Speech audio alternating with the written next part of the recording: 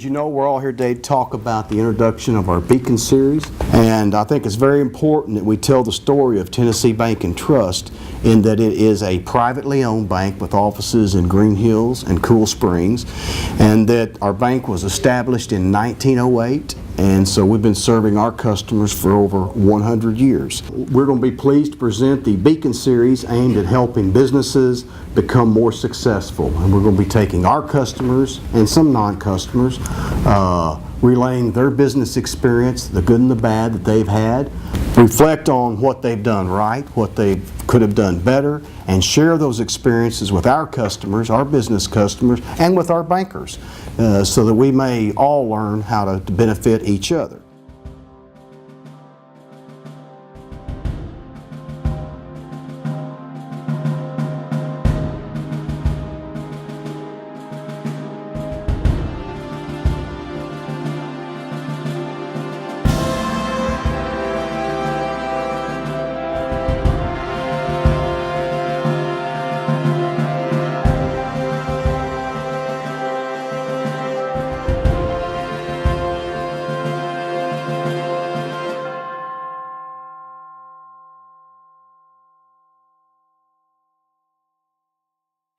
My name is Dan Andrews. I am the Tennessee Market President for Tennessee Bank and Trust. And today is the first session in a series of sessions about Tennessee Bank and Trust on the Beacon Series on business. And what we wanted to do was to go out and find the best business people we could find, bring them all together in one place, and then let you all talk about your views, your concepts, your best practices, your successes. Take that information and then share it with the community. I was fortunate enough to get to meet Dr. Halbert about 3 years ago when he gave a presentation on effective CEO communications. And you can tell when the seminar is smoking is when everybody's taking notes. And 45 seconds into his session, he had the complete attention of the crowd. And I'd like to introduce Dr. Bill Halbert. He'll talk today on how to build winning relationships. Good morning. It is so good to be here with you. And dealing with people is a challenge. Anybody work with people? You have people, if you notice, it is a challenge. And I even put some of the more challenging people in your handout. If you'll open that handout, on page 1 there, you'll see some of the people we work with. And we'll just play with that a little bit to kind of get a feel for who are these people that we work with. See if you see one that stands out. Anybody got one that just stands out in your mind as a critical issue? I'll hear from Tom. Tom, you're wagging your head pretty severely there. You've apparently got somebody there in mind. Who would it be? Give us this. Jump to conclusion. A jump to conclusion person.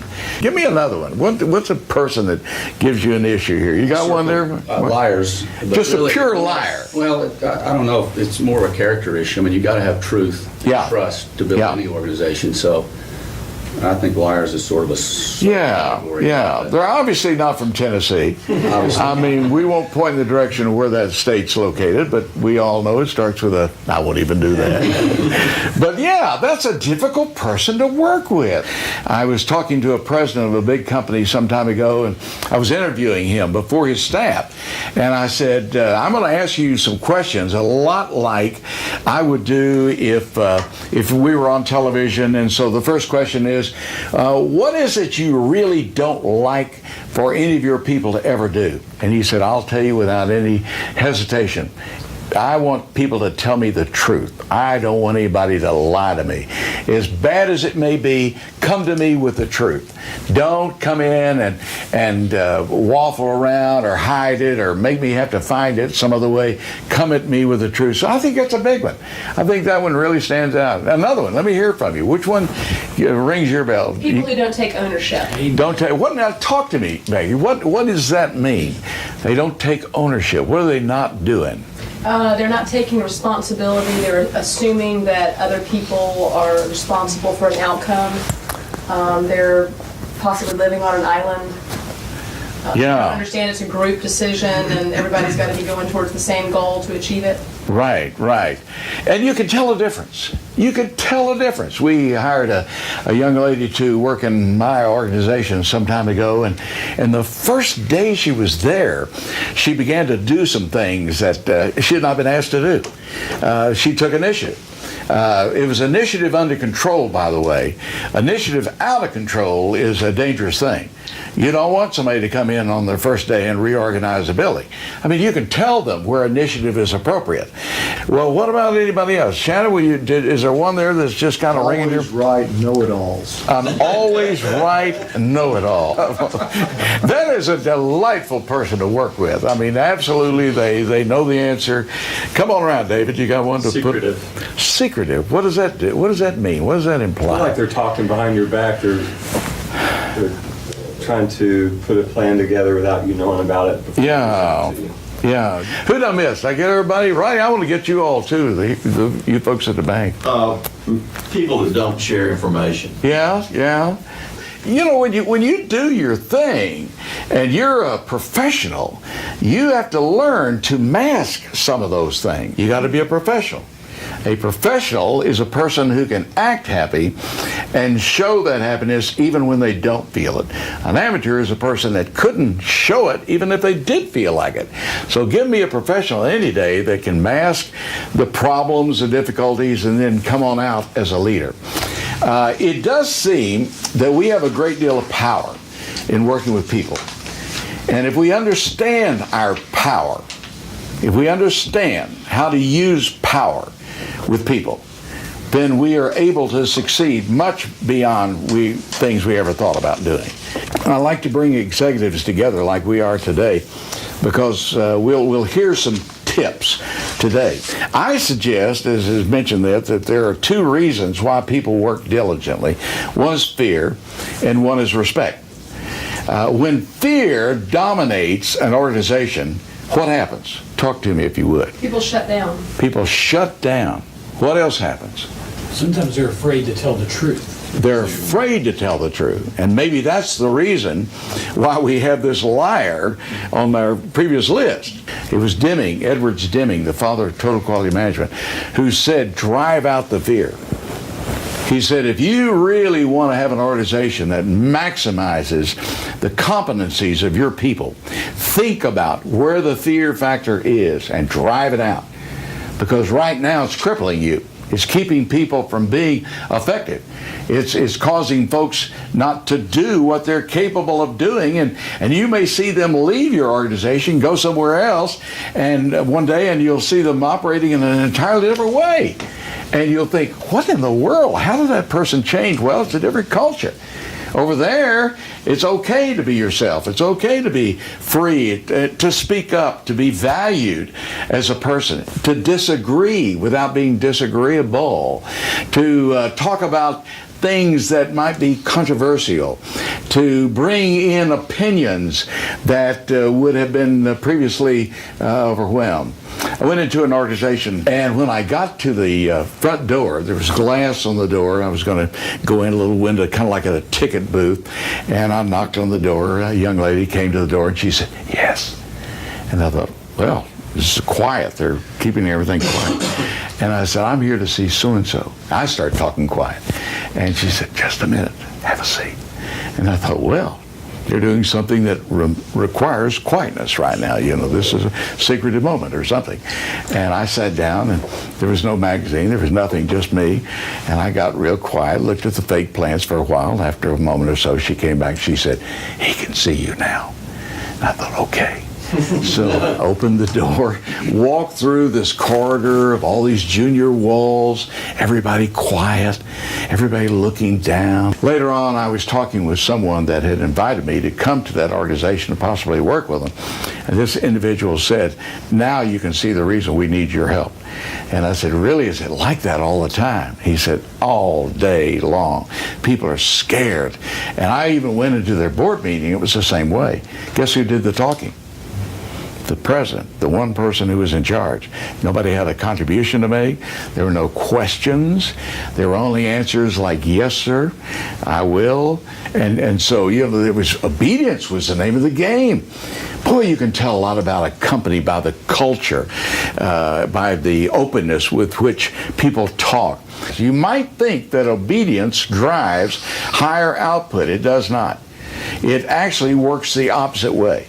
There are studies now that help us to realize that when we can get people to be freed up and to talk and to give their opinions and to feel like they are valued at every level of the organization, that the synergy is far greater.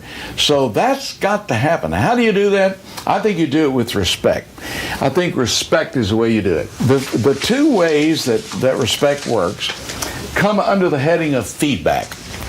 And it's the tool that you and I take to work every day. Every day we get out of our car and we may or may not have our briefcase. We may or may not have our iPad, our phone, but you got your brain and you got your mouth. And you've got the ability to speak to people that you come in contact with. And I would assert to you, those words that you will be using in contact with your people are the most important tools you will ever use. They are the tools that change behavior. They come under two headings. The first heading, some people refer to it as affirmation, but it's praise. When I meet you, when I talk to you, when I interact with you, I have an impression on you and you on me. Something's going to happen as we talk to each other. I'm either going to feel like you like me and I like you, or I'm going to feel like, well, I didn't like him or I was about. Why? Well, all he did was talk about himself. But think about your own behavior. Think about your own behavior. Did you, in fact, affirm, praise, appreciate, value the people that you talk to, or were you so busy talking about yourself and interacting with yourself and reminding yourself that you are who you are and how valuable you are? Now, Dale Carnegie, if you're taking notes, you might want to put that name down, is the father, mother who wrote the Bible on all of this. So if you haven't read Dale Carnegie's How to Win Friends and Influence People, you've missed a major part of your life. He refers to this as the famous MFFI principle. Have you ever heard that? MFFI. So what does that stand for? Make me feel important. Did you know that, or did I have you set up? All right, okay. Make me feel important. Dale Carnegie says, when you meet people, affirm them by making them feel important. And the way you do that is asking them questions. My favorite phrase, tell me about that. People will start to tell you something, and it's so easy to say, well, tell me about that. Well, talk to me more. Well, I want to hear about that. In so doing, you are praising, affirming the other person. You're making them feel valuable, and guess what that does? Anybody want to guess what that does? You become more valuable. I become more valuable. And I do it indirectly. I don't go into it with that as the objective. That's not my plan, and you can tell the difference. You can truly tell where somebody is asking questions in such a way to be placating. Well, tell me about you, Shannon, you little person, you down there in that little chair, and surely you haven't done a lot. It's not that. You're not placating. You are talking down to somebody. You're praising them. What do you think makes praise really valuable? When it's sincere. Say it again. When it's sincere. How do you know it's sincere? It's a gut feeling. Okay. Stay with that one for a minute. How do you know it's sincere? When it's specific to something someone's done. Yeah. When it's specific to something somebody has actually done. Oh, yeah. How do you know praise is effective? How do you get the biggest punch for praise? And you do it when it occurs. Yeah. Rather than when it occurs. Right. You know, it's February. It's time for annual reviews. You know, it seemed to me, it would be, if I'm keeping notes, it would be a great time to say, Jack, let me just comment here. I noticed last February you did something a year ago, where it's almost the anniversary. And it's just, I like it, and I just wanted to let you know, I personally value that. How is it? Old news. Old news. It's old Yeah, news. forgotten. What difference does it make, David?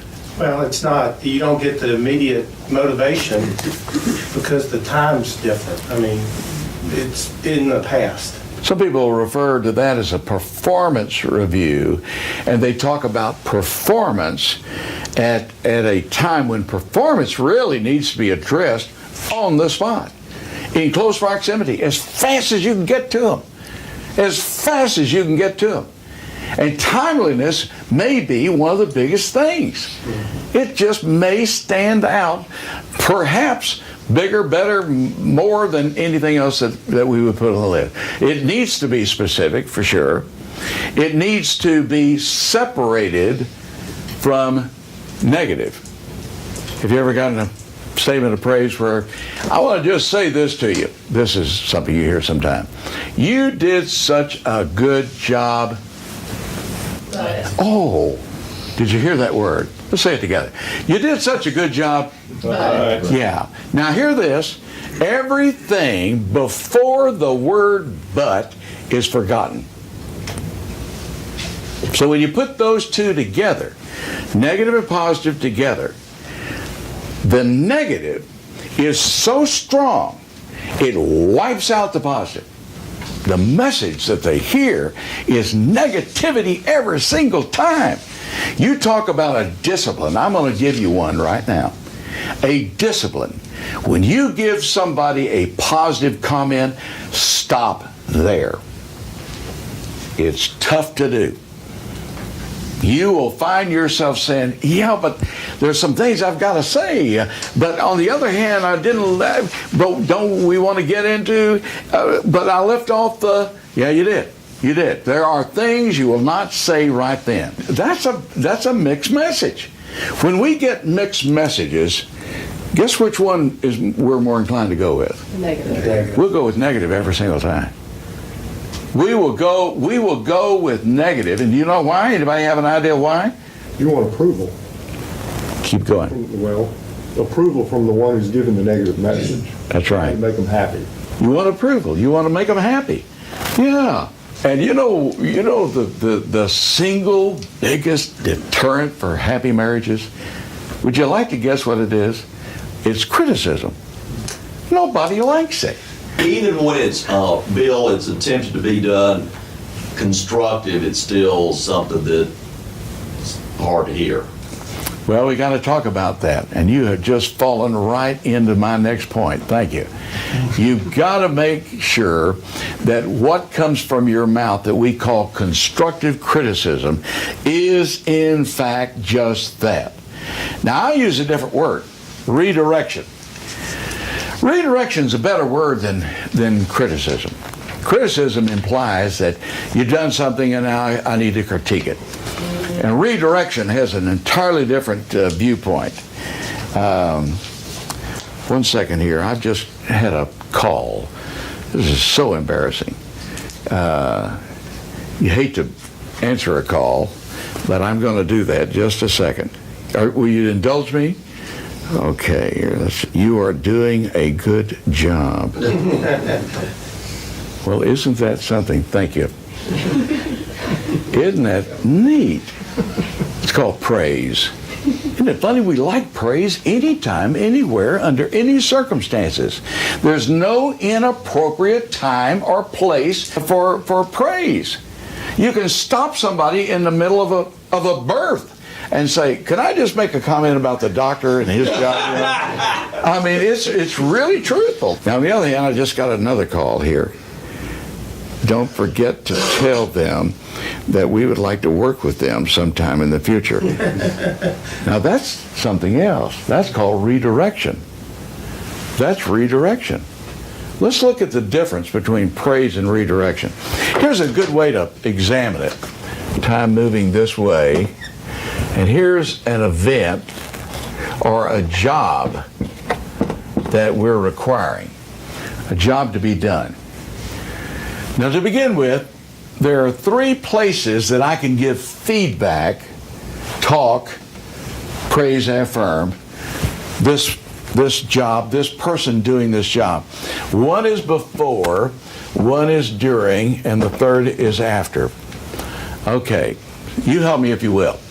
Everybody take a spot. Where would you say the best praise is given for this job? 1, 2, or 3? 2. 2? 1. I say 1. 1? Tom? Did you say 1? 1.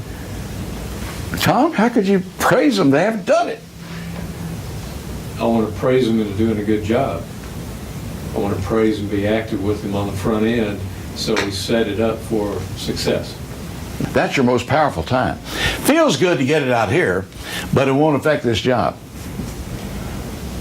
Guess where most people give most of their praise? 1, 2, or 3? Let me hear it. 3. After it's over. Most people give their praise when it's done. It has no effect. From a statistical point of view, if you've done any research, it's called the null effect. There's no effect to give praise to somebody after they do a job right here. Isn't that a learning tool? Now, you've learned something here. Now, how do I get praise from a group of people here or here like today? How would that happen? Interaction. Interactions, praise. The fact that you just answered a question, the fact that you jumped in, the fact that you took a risk, the fact that you offered an idea, that's praise. That says you value me and what we're doing enough that I'll throw my hat in the ring and I'll help out. That's a way to do it. All right, let's look at another timeline. This timeline has to do with critiquing. Here's another job. This is job A. This is job B. 3 places we can critique or we can redirect. We can redirect performance. 1 is before the job, 2nd is during the job, and the 3rd is after the job. Tell me, first of all, where most people, be totally honest, give most of their critique, most of their criticism, most of their feedback that would be negative to somebody who does, in fact, a job. Is it before?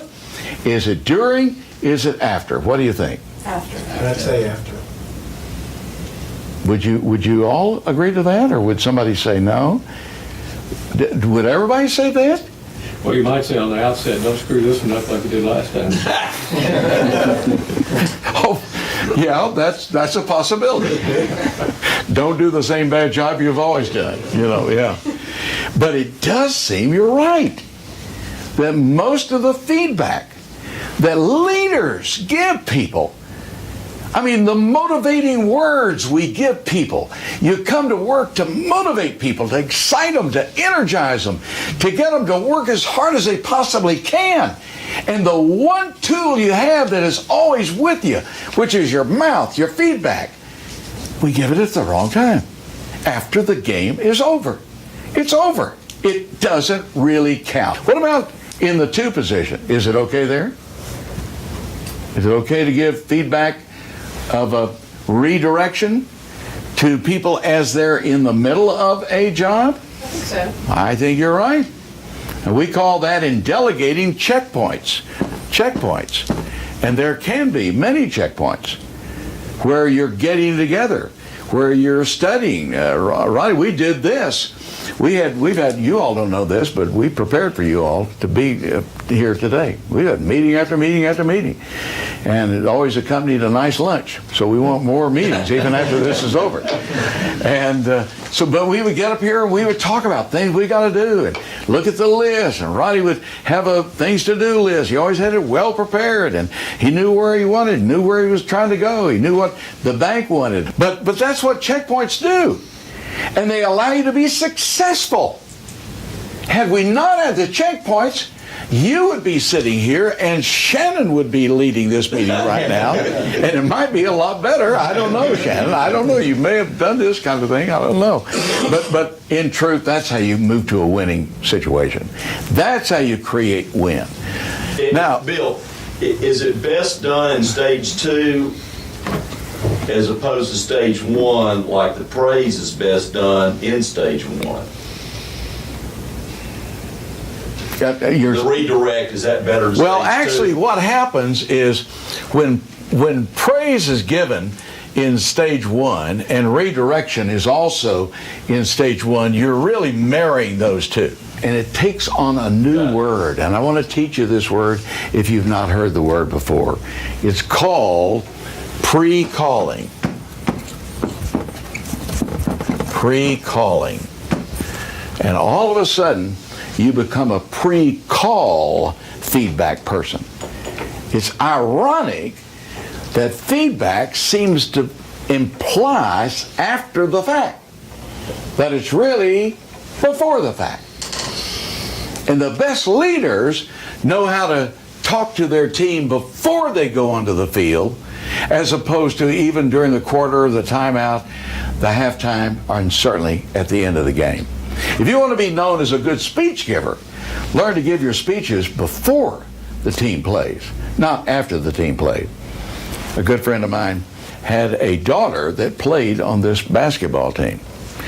Well, here's what happens. After all the games, the girls go back to the locker room, and the coach spends about 30 to 40, maybe even up to an hour, going around the room, chewing out each girl and telling one-on-one each girl in the locker room how bad they played, what they messed up on, what they didn't do, where they were inadequate, what they had to change, and what had to occur before the next game.